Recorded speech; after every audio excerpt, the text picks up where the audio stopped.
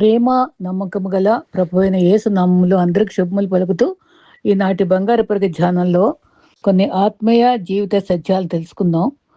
తర్వాత మన బైబిల్ గ్రంథంలో ఉండే ఆశ్చర్యకరమైన విషయాల్లో నాకు ఈ దినాన వచ్చినటువంటి చక్కని అంశాలని ధ్యానిద్దాం.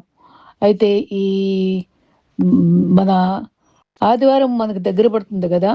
మనకు ఆశీర్వాదకరంగా ఉండాలంటే ఏం చేయాలి? కుటుంబం అంతా ప్రార్థనలో ఆ దినాన్ని ప్రారంభించాలి. పరిశుద్ధ హృదయంతో ఆరాధించాలి.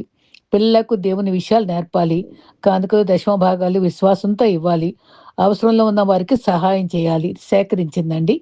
దేవుని మందిరానికి ఆనందంగా వెళ్ళాలి. దేవుని వాక్యాన్ని శ్రద్ధగా వినాలి. ప్రేమతో సహవాసం చేయాలి. ఇంటికి వచ్చాక వాక్యాన్ని చర్చించాలి. పవిత్ర జీవితం గడపాలని నిర్ణయించుకోవాలి. ఈ రకంగా మనం చేస్తే మనకి మంచిది అని చెప్పారు. అయితే ప్రార్థనలకు ఆలస్యంగా జవాబు లభిస్తే దానికి సరైన జవాబు చెప్పే సరైన సంఘటన ఓ చిన్న ఉదంతం ఉంది. ఒక పేదరాలట ద్రాక్ష తోటకు వెళ్ళి అక్కడ పండిన పండ్లను చూస్తూ ఉండగా ఆ తోటమాలి పండ్లు కావాలా అమ్మా అని అడిగారట. మరి పెద్ద పుట్ట తెచ్చుకో అన్నారట. చాలాసేపు కనిపెట్టి పండ్లు తేనందున చాలా కోపంగా తిట్టుకుంటూ వెనుదిరిగే సమయంలో అప్పుడు తోటమాలి శ్రేష్టమైన పండ్లతో వచ్చారట. మరి మంచి పండ్ల కొరకు ఆలస్యమైంది అని చెప్పాడు. సిగ్గుతో తల వంచుకొని మంచి పండ్ల కొరకు ఆలస్యమైంది అని చెప్పినందుకు మరి సరే అని కృతజ్ఞత తెలిపింది. ప్రార్థనలో కష్టాలు, నష్టాలు, ఆశలు, కోరికలు అన్నీ అడుగుతాం. కానీ సమాధానం ఆలస్యం కావచ్చు. ఆధారపడక మన కన్నీరు నాట్యంగా మార్చగలిగిన దేవుని మీద మరి కనిపెట్టడం శ్రేష్టమైన ఈవుల కొరకు ఆలస్యం చేస్తారని నమ్మకం ఉంచుకోవడం మన విశ్వాసిగా మనకు అవసరం. దేవుని సేవకులు ఎన్నో అవమానాలు ఎదుర్కొంటారు. వారు ఇతరుల కోసం జీవితం ధారపోసేవారు. తక్కువ సంపాదనతో స్వార్థం లేకుండా ఇతరుల కొరకు మరి ఖర్చు పెట్టేవారు. మోకాళ్ళు అరిగేలాగా ఇతరుల కొరకు ప్రార్థించేవారు. దేవుని దగ్గర తప్ప ఇతరుల దగ్గర చేతులు చాపనివాడు. ధనాపేక్ష స్వార్థం దరి చేరనివ్వనివాడు. అటువంటి వారిని గౌరవించాలి. వెండి శుద్ధి చేసినట్టు దేవుడు మనల్ని పరిశుద్ధపరుచుదని బైబిల్ వాక్యం చెప్పుతుంది. అది తెలుసుకోవాలన్న ఒక స్త్రీ మరి వెండి పని చేసే కంసాల దగ్గరికి వెళ్ళిందట. కంసాలి వెండిని కాల్చినప్పుడు మలినము తీసివేసి శుద్ధి చేసిన వెండిని చూసి దేవుని వాక్యం ఎంతో నిజమైందో అని ఆశ్చర్యంగా లోనైందంట. బైబిల్ వాక్యము నిత్య సత్యం గ్రహించింది. కాల్చిన రేకుతో తయారు చేసిన మరి శుద్ధ రేకుతో ప్రతిబింబం కనిపిస్తుంది.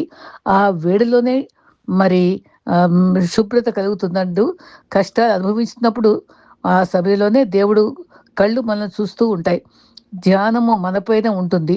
ఈ జీవితం మరి మనల్ని కాల్చివేయటం కాదు, మెరిసే వెండిగా మార్చున్నట్టుగా మనం చేయగలడు. కాబట్టి ఆయన చేతిలో మంచి పనిముట్టుగా ఉండటానికి మనల్ని కష్టాలను కూడా తయారు చేస్తున్నాడని నమ్మి ధైర్యంగా ఉండాలి. కష్టాలని సహించాలి. అయితే స్వార్థపరులు కాల్చిన రేకుతో తయారు చేస్తే శుద్ధ రేకుతో ప్రతిబింబం కలిగినప్పుడు మనకి ఆయన ధ్యాస మనపై ఉండి ఆయన ప్రతిబింబము దానిలో కనబడేటట్టుగా చేసినట్టుగా ఆయన స్వారూప్యం మనలో వచ్చేటట్టుగా ఆయన కష్టపడతాడని మనం గ్రహించుకుని మన కష్టాలను భరిద్దాం. స్వార్థపరులు మిమ్మల్ని తమ స్వార్థానికి ఉపయోగించుకోవాలని ప్రయత్నిస్తే వాళ్ళ పేర్లను మీ జాబితా నుండి తీసేయండి. పగ తీర్చుకోవడానికి ప్రయత్నిస్తే అవతల వ్యక్తికి కలిగే బాధ కంటే మీకే ఎక్కువ బాధ కలుగుతుంది. నీ శత్రువు 77 మార్లు క్షమించమని యేసుప్రభు చెప్పిన మాటలు జ్ఞాపకం చేసుకోవాలి. అప్పుడే నీ జీవితం ఆనందంగా ఉంటుంది. పౌలు చెప్తున్నట్టు మన గురి వద్దకే పరిగెత్తాలి. మరి లక్ష్యం వేరు, కోరిక వేరు. కోరిక తీరాలని పరిగెడితే తగిలేవి ఎదురు దెబ్బలే. అదే లక్ష్యం నెరవేరిన పరిగెడితే ఎదురొచ్చేది విజయాలే. క్రీస్తు మీరు లోకానికి వెలుగై ఉన్నారు, ఉప్పై ఉన్నారని పలికారు కదా. నేనే మార్గము, సత్యాన్ని, జీవం అన్నారు. మార్గం తెలిసిన వాడు మేధావి, చూపించిన వాడు నాయకుడు, దాటినవాడు సమర్థుడు. కానీ మార్గం తెలిసి చూపించక దాటన వాడే అసమర్థుడు. కష్టాలు రాకుండా దేవుని మరి ప్రార్థించకండి. కష్టాలు ఎదుర్కొనే ధైర్యము, సామర్థ్యం కొరకు ప్రార్థించండి. ప్రశాంతంగా జీవించాలనుకుంటే ఎదుటివాడు మారాలని కానీ మార్చాలని కానీ ప్రయత్నించకండి. మీరే మారండి. కాళ్ళు సరిగ్గా ఉంచి ఒళ్ళు గుచ్చుకోకుండా చెప్పులు వేసుకుంటాం. రోడ్డు అంతా తివాచి వేయలేం కదా. దేవుడు ఎంత దూరంలో ఉంటే దేవుడు నీకు అంత దూరంలో ఉంటాడు. మరి ఆ రకంగా మనం ఆలోచించటం చాలా చాలా అవసరం. మన ఈ చిన్ని ధ్యానాలు మనం ఆలోచించుకుంటూ ప్రభు మనకి ఇచ్చినటువంటి చక్కని తలంపుల్ని మరి ఆలోచిస్తూ మనం వాక్యంలోకి వెళదాం. నాకు మంచి విశ్వాసులు, దైవజనులు మంచి భావాలు కలిగినటువంటి ఈమెయిల్స్ పంపిస్తూ ఉంటారు. దాన్ని నేను ధ్యానిస్తూ మరి మీ అందరూ సంతోషపడాలని, మీరు కూడా అందుకోవాలని నేను కొన్ని మీకు చెప్తూ ఉంటానండి. మరి దానిలో నేను చెప్పబోయేటువంటి ఆరాధన గురించి, అపోహల గురించి ఒక భక్తుడు నాకు చెప్పినటువంటి ఈమెయిల్ని నేను మీకు తెలియజేస్తాను. మరి ఆ అనుభవంలో ఎలా ఆరాధన చేయాలి, ఆరాధన గురించి మనకి ఎటువంటి అభిప్రాయాలు ఉన్నాయో ఒకసారి ఆలోచిస్తే, ఆరాధన మరి ఊరికే మనం పదవులతో ఆరాధించడం కాదు, మరి మనం హృదయం అంతటితో మనం ఆరాధించడం అది.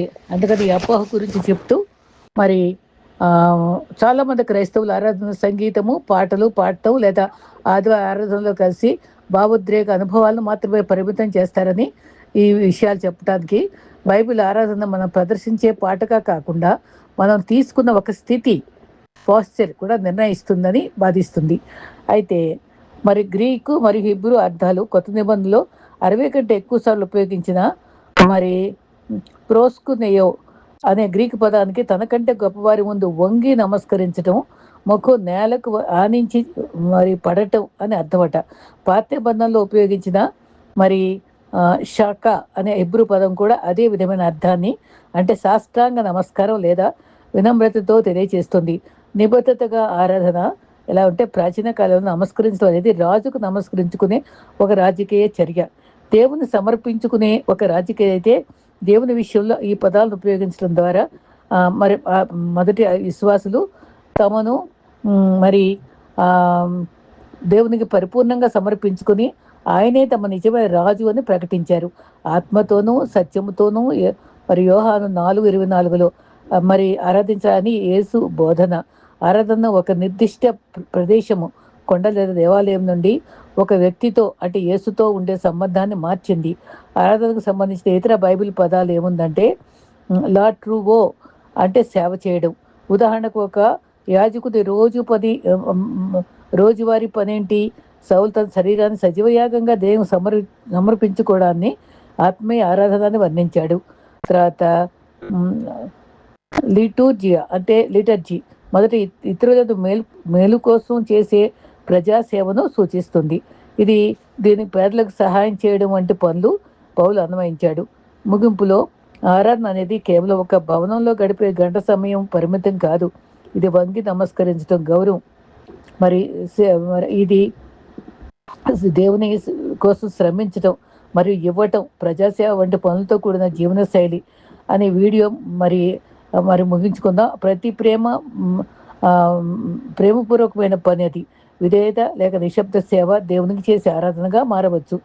మరి ఆరాధన పట్ల సంకుచిత భావాలు తీసివేసుకుని మరి దైనందిన జీవితంలో ప్రతి అంశంలోనూ నిజమైన ఆరాధకుగా ఎదగాలని మరి నాకు పంపించినటువంటి భక్తుని యొక్క ఉద్దేశం. అయితే ఇంకొక భక్తుడు చక్కని ఆరాధన గురించి అనే మాటలతోటి ఎలా చేయాలో వరకు చాలా ఇచ్చారు. కానీ నేను కొద్దిగా రోజు కొన్ని చెప్తాను. అగ్నిస్వరూపమైన ప్రభువ, అద్భుతకరుడా, ఆరాధించే మాటల్లో అనంతమైన వాడా, అల్ఫా ఓమేగా అయిన వాడా, అభిషక్తుడా, అగ్నిజాల వంటి నేత్రములు గలవాడా, అపరించిన పోలిన పాదములు గలవాడా, అపాయం నుంచి తప్పించువాడా, అభివృద్ధి ఇచ్చువాడా, అద్వితీయ దేవ, అంధకారంలో వెలుగిచ్చువాడా, అన్ని కాలంలో ఉన్నవాడా, అభిషేకించువాడా, అమూల్యమైన రక్తము చిందించినవాడా, అపవాదిని జయించినవాడా, అడ్డుబండలు తొలగించువాడా, అతిశాస్పదమా, అత్యంత సింహాసనాసీనుడా, అన్నిటికీ ఆధారమైన వాడా, అంతయు వ్యాపించి ఉన్నవాడా, అభిషేక తైలమా, అడిగినవి ఇచ్చువాడా, అపరిమితుడా, అబ్రహాము దేవా, అధ్యక్షుడా, అద్వితీయ సత్యదేవా, అద్వితీయ కుమారుడా, అనురాగ దేవుడా, అంతరంగములు ఎరిగినవాడా, అతిక్రమలను పరిహరించువాడా, అత్యంత ప్రేమ స్వరూపి, అతి మనోహరుడా, అతి భీకరుడా, అంతరిక్ష ద్వారములు తెరిచివాడా, అగాధములను తప్పించువాడా, అధిక స్తోత్రము నొందగినవాడా, అగాధ జలములను సృజించినవాడా, అధిక స్తోత్రము నొందగినవాడా, అత్యంత కీర్తనీయుడా, అత్యున్నతుడా, అన్యజనుల ఎదుట మహోన్నతుడా, అన్య భాషల చేత నింపువాడా, అందరికీ ప్రభువా, అలలపై నడిచినవాడా, అపరాధులను క్షమించువాడా, అన్ని నామముల కంటే మరి పైనామము గలవాడా, అద్దరికి చేర్చువాడా, అసాధ్యమైనవి సాధ్యపరచువాడా. ఈ రకంగా మనము ఆరాధించుకోవడానికి ఇవన్నీ ఎంత గుర్తుంటాయో మన మనసులో పెట్టుకొని మన మనసుకు ఏది తోస్తే ఆ రకంగా మనము చెప్పుకోవడానికి ట్రై చేయడం, మరి ఆయన ఆరాధించుకోవడంలో మనస్ఫూర్తిగా మా మాటలన్నీ మరి అర్థవంతంగా చెప్పడం కూడా అవసరమే. అయితే మరి ఇంకొక అంశం చూసుకుంటే మన నాలుక మరి రుచి తెలుస్తుంది కదా. ఈ చిన్న భావాన్ని కూడా ఆ భక్తుడే నాకు పంపాడు. నాలుకపై ఉన్న చిన్న చిన్న చిన్న రుచి అదే టేస్ట్ బడ్స్ వల్లే పులుపు, ఉప్పు, చేదు, మామిడి, తీపి అన్నీ కూడా మనం ఆస్వాదిస్తాం. ఇవన్నీ మన సృష్టికర్త మన అద్భుత జ్ఞానాన్ని, సృజనాత్మకతను ప్రతిబింబిస్తాయి. దావీదు దేవునితో ఏమన్నాడు? నేను భయంకరముగాను ఆశ్చర్యముగాను నిర్మించబడితేని నీ క్రియలు ఆశ్చర్యకరములా స్తుతించాడు. కీర్తనలు 139:14లో మన శరీరంలోని ప్రతి భాగంలో చిన్నవిగా కనబడేటువంటి రుచిగ్రాహకాలు కూడా దేవునికి అద్భుతమైన రూపకల్పన అది సాక్ష్యం ఇస్తాయి. అన్నిటికంటే గొప్పది ఏంటంటే దేవుడు మనకు ఆహారం రుచి చూడగల నాలుకను మాత్రమే కాకుండా రుచి చూచి యెహోవా ఉత్తముడని తెలుసుకోండి. ఎంత మంచి మాట చూసారా? రుచి చూచి యెహోవా ఉత్తముడని తెలుసుకోండి అని ఆత్మీయంగా ఆయన మాధుర్యాన్ని అనుభవించే అవకాశాన్ని కూడా ఇచ్చారు. కీర్తనలు 34:8లో అలాగే నా మాటలు నా నోటికి తేనె కంటే మధురంగా ఉన్నాయి అని కీర్తనకర్త వాక్య మాధుర్యాన్ని అనుభవించాడు. కీర్తన 119, 103. ప్రతి మంచి వంటకాన్ని ఆస్వాదించినప్పుడు దాని రుచి మాత్రమే కాకుండా ఆ రుచిని గ్రహించి అద్భుతమైన శరీరాన్ని సృజించిన దేవునికి, ఆహారాన్ని అనుగ్రహించిన దేవుని కృపకు మనం థ్యాంక్ఫుల్గా కృతజ్ఞత చెప్తాం. ప్రతి మంచి వరమును, ప్రతి పరిపూర్ణమైన అనుగ్రహంను పైనుండి వస్తుందని యాకోబు పత్రికలో 1:17లో చెప్పారు. ఆయన ఈ చిన్న ఇంకొక క్లిప్ కూడా పంపారండి. మరి సువార్తలో ఆశ్చర్యపడ్డాడు ప్రభు అని చెప్పబడిన సందర్భాలు 2 ఉన్నాయి. అవి మనం తెలుసుకోవడం చాలా అవసరం. మొదటిది, తన స్వగ్రామమైన నజరేతులోని ప్రజల అవిశ్వాసాన్ని చూచి యేసు ఆశ్చర్యపడ్డాడు. చిన్నప్పటి నుండి ఆయన తెలిసిన వారే ఆయన నిజస్వరూపుని గుర్తించలేక విశ్వసించలేదు. మరి పరిచయము వారి విశ్వాసానికి అడ్డుగా మారింది. మార్కు 6:6. రెండవది, అక్కడ ఒకసారి విశ్వాసం అందాడు. రెండవసారి రోమా శతాధిపతి చూపించిన గొప్ప విశ్వాసాన్ని చూసి యేసు ఆశ్చర్యపడ్డాడు. అది రెండోసారి. ఆయన మరి యూదుడు కాదు అయినప్పటికీ యేసు అధికారాన్ని అర్థం చేసుకుని ఆయన మాట చాలు అని నమ్మాడు. అలాంటి విశ్వాసాన్ని ఇశ్రాయేలులో కూడా చూడలేదని యేసు చెప్పాడు. మత్తయి 8:10. ఇలా కొన్ని మనం ఆశ్చర్యకరంగా మనసులో గుర్తులు పెట్టుకుంటే మనల్ని ఆరాధించడానికి మనకు మనసు వస్తుందండి. మరి ఆయన మాటలు చాలు అని నమ్మాడు. అలాంటి విశ్వాసాన్ని మరి ఇలాంటి సంఘటనలు మనకి గొప్ప పాట నేర్పుతాయి. దేవునితో ఎన్నో సంవత్సరాల పరిచయము, సంఘానికి హాజరు, బైబిల్ జ్ఞానం మాత్రమే నిజమైన విశ్వాసానికి హామీ కావు. దేవుడు మరి మన హృదయాన్ని చూస్తాడు.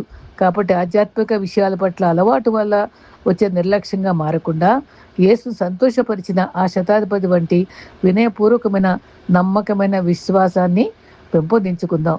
ఇంకొక భక్తుడు నాకు ఈ మాటల్లో చక్కటి మాటలు రాశాడు. ఇవి ఆధ్యాత్మిక మెళకువలను సూచిస్తాయండి.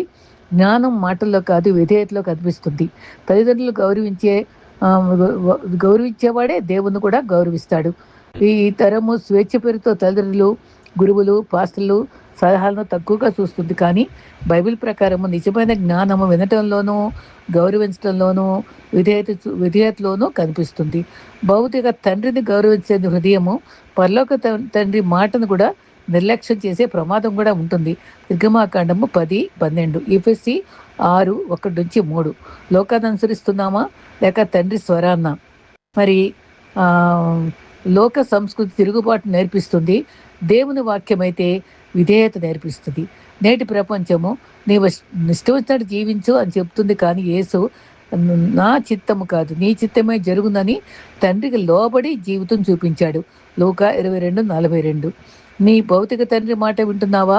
పరలోకపు తండ్రి వాక్యానికి కూడా లోబడుతున్నావా? లేక నీ ఇష్టమే నీ దేవుడైపోయిందా? మనం ఆలోచించుకోవాలి. నీవెవరు? జ్ఞానం గల కుమారుడా, బుద్ధిహీనుడివా? నీ జీవితమే నీ సమాధానం. ప్రతి ఒక్కరికి ఇది ప్రశ్న వస్తుంది.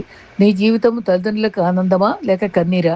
నీ గురువులు, పాస్టర్లు చెప్పే సత్యాన్ని స్వీకరిస్తున్నావా, తిరస్కరిస్తున్నావా?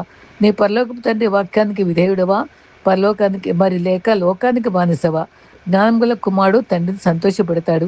బుద్ధిహీనుడు తన తల్లిని దుఃఖపరుస్తాడు. నీవు ఈరోజు ఎవరిని సంతోషపెడుతున్నావు? నా నిర్ణయాలు నా తల్లిదండ్రులకు, నా ఆత్మీయ నాయకులకు, ముఖ్యంగా నా పరలోకపు తండ్రికి ఆనందం కలిగిస్తున్నాయా, లేక దుఃఖాన్ని కలిగిస్తున్నాయా? మనం ఒకసారి ఆలోచించుకోవాలి. కాబట్టి మరి మన సహవాసం కూడా సమాజంలో కూడుట మానక మంచి వారితో సహవాసం, విశ్వాసం చేయడం కూడా అవసరమే. సహవాసమే స్వభావము, స్నేహమే గమ్యం. చాలామంది ఈ రోజుల్లో చాలామంది క్రైస్తవులు సంఘానికి వెళ్తున్నారు. సన్నిహిత సహవాసము దేవుని భయం గల వారితో కాదు, లోకాన్ని ప్రేమించే వారితో. మనం ఎవరితో ఎక్కువగా సమయం గడుపుతామో వారిలాగా ఆలోచిస్తాం, మాట్లాడతాం, జీవిస్తూ ఉంటాం. అది అది అలవాటే. మంచి వారితో ఉంటే మంచి అలవాట్లు వస్తాయి, చెడ్డవారితో ఉంటే చెడ్డ అలవాట్లు వస్తాయి. 1 కొరింథీ 15:33లో చెడ్డ సహవాసములు మంచి నడవడికను చెడగొడుతుంది. కీర్తనలు 1:2 అది చాలా మంచి వాక్యం. దుష్టుల ఆలోచన నడవని వాడే ధన్యుడు. సంఘంలో ఉండటం కాదు, సత్యంలో నిలవాలి. మరి ఈరోజు సంఘాల్లో కూడా దేవుని కంటే మనుషులను అనుసరించడం, రాజీపడే జీవితం. నిన్నే చెప్పుకున్న లోతు గురించి. సోషల్ మీడియాలో ప్రభావము ఆధ్యాత్మికత కంటే వినోదం ఎక్కువగా కనిపిస్తుంది. మరి క్రైస్తవుడు నీకు ఆధ్యాత్మిక సహవాసం కాదు, క్రీస్తును పోలిన జీవితం ఉన్న వారిని అనుసరించుట, క్రీస్తు నుండి దూరం చేసిన వారిని కాదు. మనిషి దేశ శిష్యులను ఎన్నుకున్నాడు, గుంపును కాదు. మనుషులు శిష్యుల్ని వ్యక్తిగతంగా ఎన్నుకున్నాడు. నీ సహవాసము నీ విశ్వాసాన్ని నిర్మిస్తుందా, లేక నాశనం చేస్తుందా? 2 కొరింథీ 6:14 అవిశ్వాసులతో అసమాన కాడి ఎందుకు కూడుకోవద్దు. ఎబ్రీ 10:24-25 వరకు ఒకరినొకరు ప్రేమకు, సత్క్రియలకు ప్రోత్సహించండి. జ్ఞానుల వెంట నడిస్తే మరి క్రీస్తు వైపు నడుస్తాం. బైబిల్ ప్రకారం నిజమైన జ్ఞానము యేసుక్రీస్తులోనే ఉంది. జ్ఞానుల సహవాసం అంటే కేవలం తెలివిగల వారి స్నేహం కాదు, దేవుని వాక్యంతో జీవించి పరిశుద్ధతలో నడిచి క్రీస్తునే ప్రతిబింబించే వారి సహవాసం. అలాంటి సహవాసం నేను దేవుని దగ్గర చేరుస్తుంది, నీ జీవితాన్ని మారుస్తుంది, చివరికి నిత్య జీవానికి నడిపిస్తుంది. నేడు నీ జీవితాన్ని పరిశీలించుకొని నీ స్నేహితులను నేను క్రీస్తు దగ్గరికి తీసుకెళ్తున్నారా, లేక లోకం దగ్గరికి తీసుకెళ్తున్నారా ఆలోచించుకుందాం. యాకోబు 1:5 జ్ఞానము కావాలంటే దేవుని అడుగు, ఆయన ఉదారంగా అనుగ్రహిస్తాడు. మరి ఈ చిన్ని తలంపుల్ని మన హృదయంలో భద్రపరుచుకుందాం. మరొకసారి విని ఆ దాంట్లో ఉండే సత్యాన్ని గ్రహించుకుని మరి ఆదివారం ఆరాధనకు వెళ్ళేటప్పుడు మనం ధ్యానించుకుంటూ మరి దేవుడు కోరుకున్న రీతిగా మంచి విశ్వాసులంగా ఆయన స్వరూపంలోకి వచ్చేవారుగా, నిత్యత్వం వరకు నడిచేవారుగా ప్రభు మనల్ని దీవించగాక. ఆమెన్.